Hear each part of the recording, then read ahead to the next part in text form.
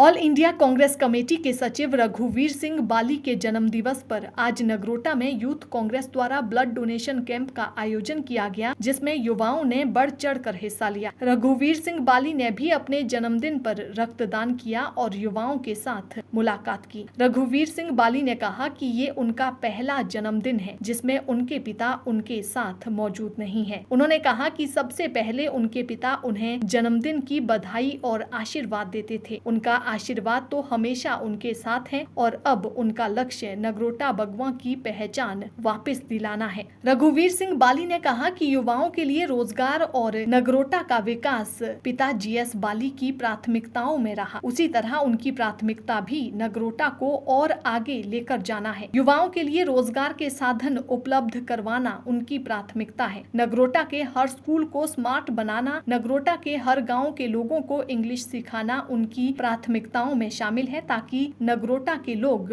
मुंबई के लोगों से पीछे ना रहें। नगरोटा के हर स्कूल को मॉडल स्कूल बनाने की ओर काम किया जाएगा। वहीं उन्होंने कहा कि बाल मेला हर वर्ष की तरह इस बार भी मनाया जाएगा और इस वर्ष बाल मेले में भजन संध्या का आयोजन किया जाएगा, जिसमें पिता जीएस बाली को याद करके उन्हें श्रद्धांजलि दी जाएगी। उन्होंने कहा कि हर वर्ष की तरह इस वर्ष भी धूमधाम से मेले का आयोजन होगा। ये मेला नगरोटा का मेला है और बाल मेला कमेटी इसका आयोजन करती है। इसमें वे सिर्फ एक सदस्य के तौर पर पहुंचते हैं। देखिए, हर आदमी चाहेगा कि वो जीएस बाली जी की तरह बने, क्योंकि वो अपने आप में एक बहुत बड़ी शख्सियत रहे हैं। और मेरी भी ज़िंदगी में कामना रहेगी हर बच्चे का जो आइडल होते हैं उनके पिताजी होते हैं। हर बेटे के लिए, हर बेटी के लिए माता पिता ही सबसे बड़े उनके ज़िंदगी के आइडल होते हैं, जिनसे वो सीखते हैं। तो मैं निश्चित तौर पे मानता हूँ कि हिमाचल प्रदेश के बहुत सारे युवाओं ने पिताजी से सीखा है, और निश्चित तौर पे मानता हूँ कि बहुत से युवा, लाखों युवा हिमाचल प्रदेश के जिस तरह का उनको हमेशा प्यार मिला है, वो उनकी तरह ज़रूर बनना चाहते हैं, और मैं भी उनमें से एक हूँ। और मेरी कोशिश रहेगी जीवन में कि उनके सिद्धांतों को लेके, उनकी बातों को लेके, उनके किए हुए कामों को लेके, और जिस तरह से वो अपना जीवन जीते थे, उन्होंने हमेशा निडरता से, हमेशा भावना से, लोगों के आदर सम्मान से, और अपनी बात पूरी करवाने तक, आखिरी पंक्ति में जो आखिरी व्यक्ति खड़ा है उसको पहचानने तक, और जो भी कार्य लिया उसको लक्ष्य बना के पूरा करने तक उन्होंने काम किया, और अपनी बात निडरता से रखी, बेबाक रखी, और हमेशा सही तरफ को उन्होंने, सही दिशा की तरफ देखा। उन्होंने नेगेटिव पॉलिटिक्स नहीं की, लोगों के उत्थान की बात की, बेरोज़गारों को रोज़गार की बात की। उन्होंने लोगों को विकास की एक नई परिभाषा, नई गाथा सिखाई। उन्हीं पदचिन्हों पे चलना है, सच्चाई के पदचिन्हों पे चलना है। और लोगों ने एक विश्वास मेरे ऊपर जो अपना दिखाया है, जिसके तहत उन्होंने सबने, मैं तो उनसे दरख्वास्त करता रहा कि अभी मुझे बहुत दर्द से निकल रहे हैं, तो अभी आप मुझे इस बार थोड़ा सा समय दीजिए। पर लोगों ने कहा नहीं, ये समय नहीं मिल सकता, बहुत काम करना है। तो पिताजी के काम को आगे बढ़ाना है, नगरोटा की पहचान पूरे हिमाचल प्रदेश में हो।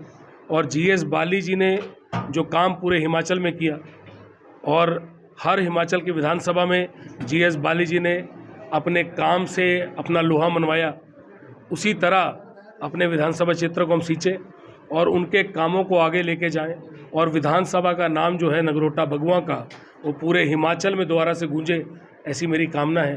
पिताजी का आशीर्वाद हमेशा हमारे साथ है, उसी को लेके आगे चलें। अगर कोविड प्रोटोकॉल अगर सही रहा तो देखिए, निश्चित तौर पे जो बाल मेला है ये पिताजी अनाउंस कर गए। पिताजी ने हमेशा जब बाल मेला हुआ तो ये कहा कि ये बाल मेला हमेशा निरंतर चलता रहेगा। तो जब तक सृष्टि में आशीर्वाद रहेगा हमें पिताजी का, और उनके आशीर्वाद से हम लोग तो इसको चलाएंगे। और मुझे लगता है कि अब जो ये लोग हैं बाल मेला में, हमसे ज़्यादा ये नगरोटा जो विधानसभा क्षेत्र है वो चलाता है। हमारे इसमें जो भूमिका या योगदान होता है वो बहुत छोटा सा होता है।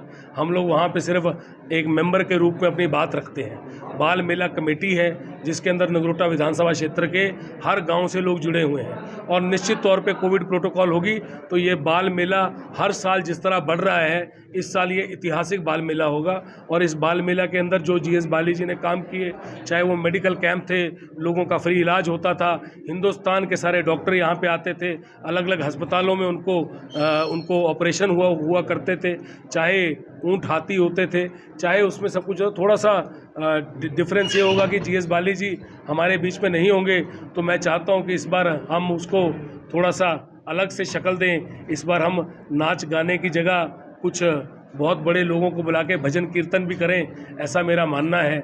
और जो हिंदुस्तान के पिताजी के चाहने वाले बड़े बड़े लोग हैं वो यहाँ पे आएँ और लोगों को भजन कीर्तन से जोड़ें, ऐसा मेरा मानना है।